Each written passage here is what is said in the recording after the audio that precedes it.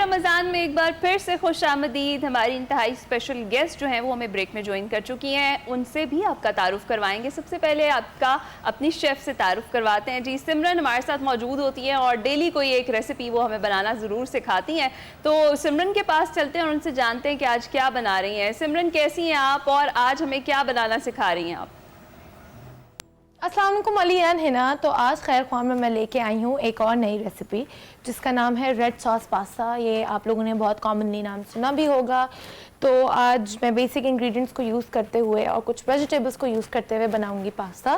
اور جیسے جیسے جیسے سیگمنٹ آگے چلے گا ہم ایک نئی ڈرنک کو ایک موہیتو بنائیں گے. تو آپ ہمارے ساتھ رہیں جب تک میں اپنی تیاریاں اسٹارٹ کر لیتی ہوں. ضرور آپ کے ساتھ ہی ہیں. سمرن جانیں گے آپ سے کہ آج کیا آپ بنائیں گے. اس کے ساتھ ساتھ تعارف آپ کرواتے چلیں. ہماری خاص گیسٹ اس وقت ہمارے ساتھ موجود ہیں آمنہ حسن شیخ صاحبہ, رہنما مسلم لیگ نون ہیں, اور اس کے ساتھ ساتھ جو یوتھ پارلیمنٹیرینز کا فورم ہے جو اب صوبائی سطح پر بھی آپریٹ کیا جاتا ہے, ان کو بھی ہیڈ کر رہی ہیں. بہت بہت شکریہ ہمیں جوائن کرنے کے لیے. کیسے چل رہا ہے آپ کا رمضان؟ الحمدللہ بہت اچھا. اب رحمتوں اور برکتوں والا مہینہ ہے, نتھنگ لائک اٹ. تو کیا آپ کی روٹین ایڈجسٹ ہو گئی؟ ابھی تک 7 روزے گزر گئے ہیں کہ کب اٹھنا ہے کب سونا ہے. روٹین بالکل نہیں بن رہی. آپ کو مزے کی بات بتاؤں کہ before I was into politics and before I was a parliamentarian, تو میں رمضان میں کبھی کام نہیں کرتی تھی. حالانکہ I was a practicing lawyer, but میں رمضان میں سب کو کہتی تھی کہ کوئی کام نہیں کرنا, کوئی میکسیمم کوئی ایک آدھا کوئی ڈاکیومنٹ سائن کرنا ہے یا کوئی چیز دیکھنی ہے, تو وہ بھی I would wake up very late اور بس اتنا سا 15-20 منٹ کا کام کیا اینڈ دیٹس اٹ. پر اب جب سے پالیٹکس میں آ گئے ہیں تو کوئی چھٹی نہیں ہے, روزہ ہو نہ ہو, سنڈے ہو, ہماری کوئی چھٹی نہیں ہے. سو اس لیے اب رمضان تھوڑا سا اس لحاظ سے ٹف لگتا ہے کہ وہ بچپن والے یا پہلے جوانی والے آئی وڈ سے مزے نہیں رہے. اب کام پہ فوکس کرنا. اس سے پہلے آپ وکالت بھی کرتی رہی ہیں اور آپ نے وہ ایک ٹائم دیکھا جب ایسوسیٹ رہی ہیں آپ جو ہے ایک آفس کے ساتھ بھی, وہاں پر ٹائمنگ کس طرح سے چینج تھی, اور اب جب آپ پروونشل اسمبلی میں موجود ہیں یہاں پر مختلف کس طرح سے ہے؟ اچھا, نارمل دنوں میں تو وہاں پہ بھی کوئی ٹائم نہیں ہوتا تھا, کیونکہ میری جو ارلی ایئرز ہیں میری لائرنگ کے, جب تک میں نے اپنی فرم نہیں بنائی تھی, تو میں نے اکرم شیخ صاحب کے ساتھ کام کیا. سو شیخ صاحب کے ساتھ آپ کو پتہ ہے بہت سارے ہائی پروفائل کیسز اور گورنمنٹ کے کیسز اور بہت ایسی چیزیں ہم کرا کرتے تھے, تو کوئی ٹائمنگ نہیں ہوتا تھا. کئی بار ہم سنڈیز کو بھی شام کو لیٹ نائٹ تک بیٹھتے تھے یا سارا کچھ. بڑا میجر ڈفرینس یہ تھا کہ اکرم شیخ صاحب پورا رمضان بہت عبادت کرتے ہیں, اور پچھلے 30 سال سے ہر رمضان میں آخری 10 دن مسجد نبوی میں اعتکاف بیٹھتے ہیں. تو ہمارے مزے ہو جاتے تھے کیونکہ جب باس نہیں کام کر رہا تو ہمیں بھی چھٹی مل جاتی تھی. اب ڈفرینس پالیٹکس میں یہ ہے کہ ہمارا کوئی ٹائم نہیں. لاء میں ایٹ لیسٹ آپ کے جانے کا ٹائم ہوتا تھا, آپ کو ایک سرٹنٹی, آپ کو اگر زیادہ آورز بھی کام کرنا ہے, دیر واز اے سرٹنٹی. ہمیں پہلے ایک ہفتے پورے کی ہمارے پاس ہوتی تھی ٹائم لائنس کہ آر جی اے کیس ہے, آر جی اے کیس ہے, آر جی اے کیس ہے. پالیٹکس میں ایوری تھنگ. اچھا, جب سے لاسٹ 6 months سے آپ جو ینگ پارلیمنٹیرینز ہیں ان کو ہیڈ کر رہی ہیں, اور جس طرح سے ابھی ہم ڈسکس کر رہے تھے کہ 109 کے قریب پارلیمنٹیرینز ہیں آپ کے انڈر جن کو آپ ہیڈ کر رہی ہیں, یہ تو ایک بھی آپ مجھے مار پڑوائیں گی یہ انڈر والا لفظ ہے کہ کوئی میرے انڈر نہیں ہے. چلیں, تو ان کے ساتھ آپ کام کر رہی ہیں, تو یہ کیسا ایکسپیرینس ہے؟ اور خاص طور پر اس وقت جب آپ کے ساتھ جو ہیں وہ دونوں جو پارٹیز ہیں, جیسے اگر پاکستان تحریک انصاف بھی اور پاکستان مسلم لیگ نون ہے اور دیگر جو پارٹیز ہیں ان کے کینڈیڈیٹس بھی ہیں, تو کیسا ایکسپیرینس ہے؟ آئی تھنک بہت اچھا ایکسپیرینس ہے. اور جو ڈفرینٹ بات ہے اور میری سمجھ کے مطابق پاکستان کسی بھی نیشن کے لیے وے فارورڈ بھی یہی ہے اور یہی ہونا چاہیے کہ یہاں پہ ہم اپنے پولیٹیکل ڈفرینسز کو پیچھے رکھ کے ایکچوئل ایشوز پہ بات کرتے ہیں. اور ہم نے ایک رول بنایا ہوا ہے کہ نہ آپ اپنے لیڈر کی بات کریں نہ میں اپنے لیڈر کی بات کروں. ایک جو ہاسٹیلٹی والا انوائرمنٹ ہے نا, مجھے نواز شریف سے زیادہ اس ملک میں نہیں لگتا کسی شخص نے کام کیا, نہ کسی نے ترقی کی ہے, نہ مجھے کسی سے اتنی انسیت ہے, نہ مجھے کتنی خواہش ہے کہ میں کسی کی لیڈرشپ میں کام کروں.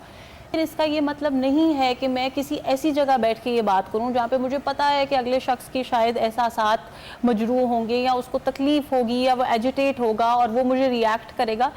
اس طرح کا ماحول جب ہم پارلیمنٹس کے اندر بناتے ہیں تو اس ماحول کی وجہ سے آئی تھنک کہ بہت سارے اچھے کام बैकग्राउंड में रह जाते Right. हैं. तो So that is ऐसा what we are माहौल- trying to do at Young Parliamentarians Forum कि हम सबको साथ लेके पॉलिसी इश्यूज के ऊपर काम करें और इस चीज़ को रियलाइज़ करें कि जस्ट बिकॉज कोई अच्छी पॉलिसी, कोई अच्छा काम PMLN ने किया है या PTI ने किया है, उसको हमें just for the sake of it oppose नहीं करना. Right Right. चले अब अपने मौजू की तरफ आते Please. हैं.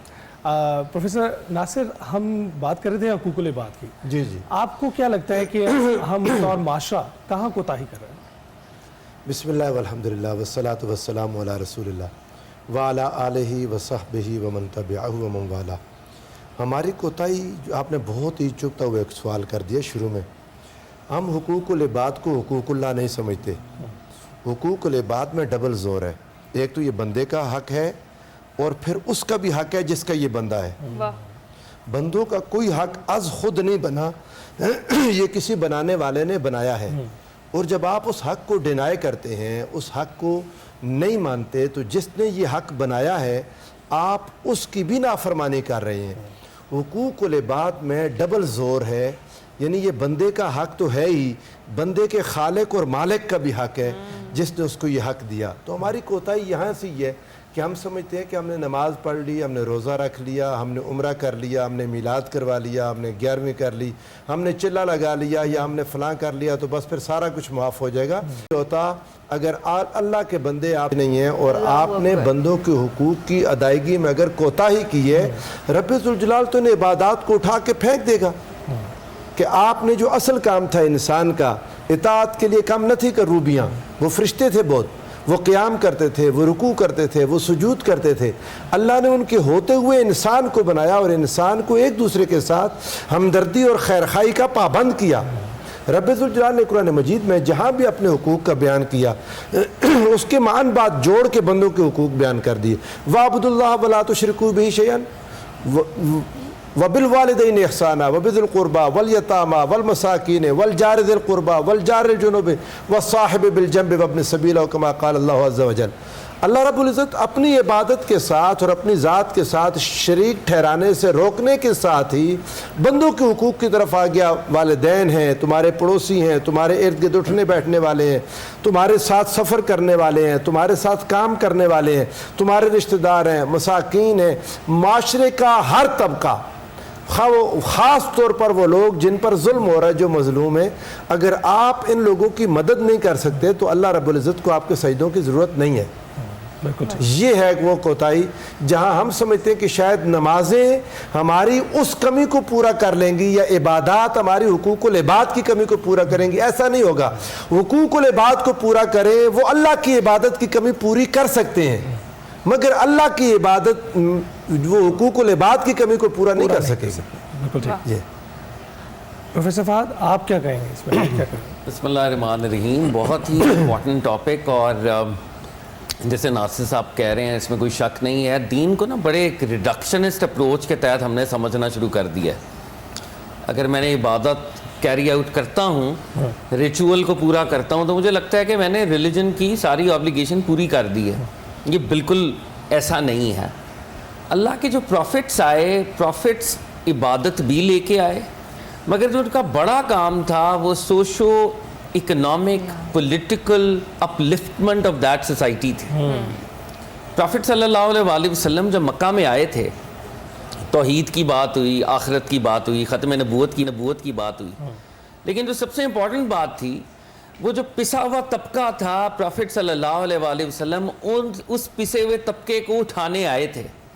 बेशक. और अरब के लोगों को सबसे बड़ी प्रॉब्लम ही प्रॉफिट सल्लल्लाहु अलैहि वसल्लम से ये थी कि ये जो प्रोग्राम है, जो इगैलिटेरियनिज्म के ऊपर बेस्ड है, जो इक्वालिटी के ऊपर बेस्ड है, जो रीडिस्ट्रीब्यूशन ऑफ वेल्थ की बात कर रहा है, हमारे जो सरदार हैं उनकी सरदारियां चली जाएंगी, काला गोरा बराबर हो जाएगा. दैट इज वाई हम मोहम्मद ऑफ अरेबिया को नहीं मान सकते.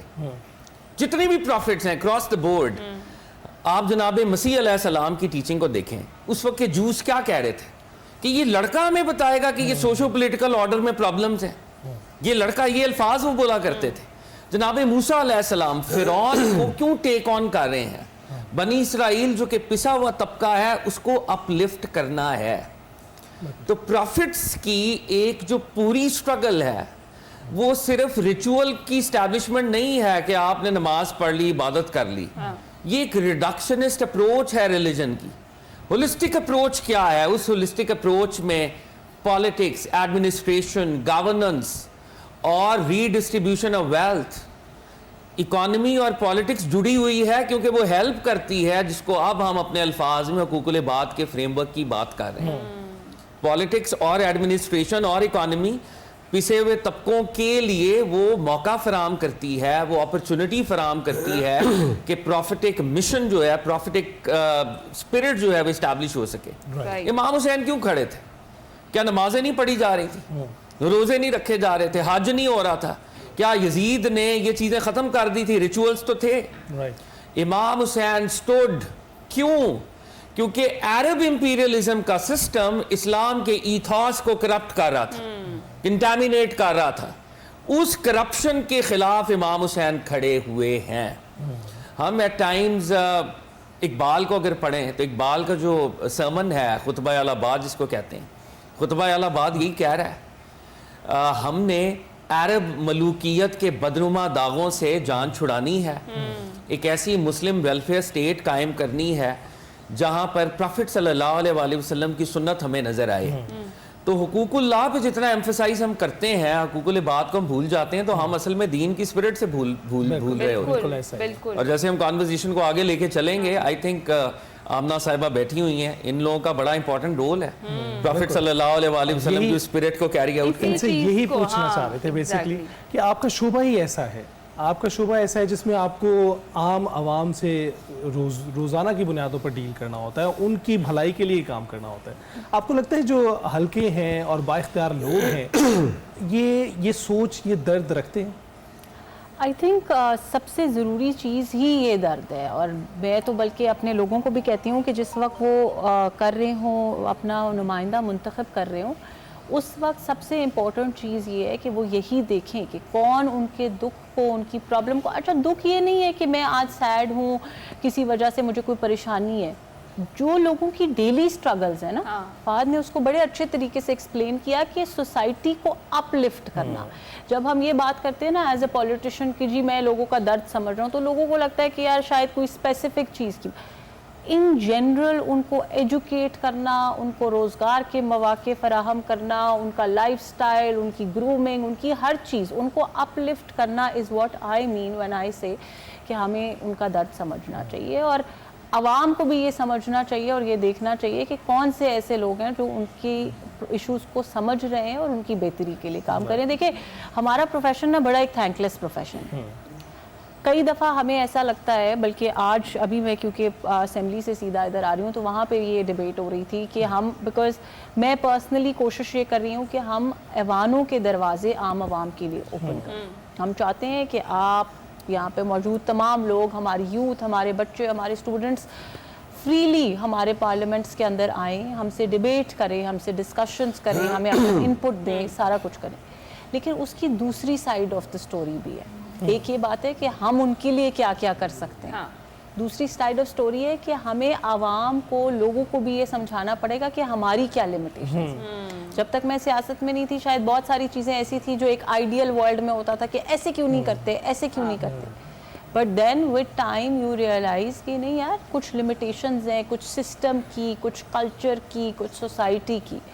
بٹ اس کے اندر میرا ایک چیز پہ ماننا ہے کہ آپ کی جتنی بھی لمیٹیشنز ہوں, چند چیزیں جو نو گو ایریا ہونی چاہیے. جب آپ کی جو سٹائل آف گورننس ہے, آپ نے کسی کے ساتھ زیادتی نہیں کرنی, آپ نے کسی کا حق نہیں مارنا, آپ جہاں پہ جس کی مدد کر سکتے ہو, جس حد تک کر سکتے ہو جتنی آپ کی, یہ چیزیں ان بلٹ ہیں. اور صرف سیاستدانوں کو نہیں, ہر کسی کو کرنی چاہیے. ہمارے اوپر یقیناً رسپانسبلٹی بھی زیادہ ہے اور اپرچونٹی بھی زیادہ ہے ہمارے پاس ٹو ڈو سم تھنگ.